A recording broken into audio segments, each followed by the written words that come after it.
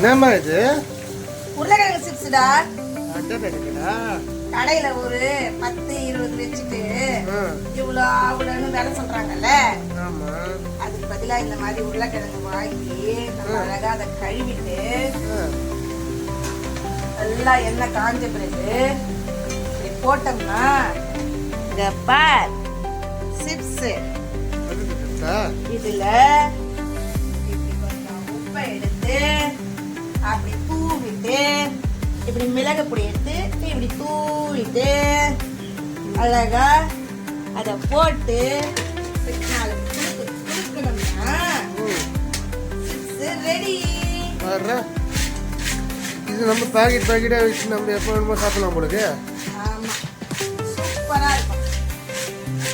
சரி சாப்பிட்டு பாக்குறியா? சாப்பிடுறது பாக்குது. அப்படியே கொடு, எடுத்துக்கிறேன்.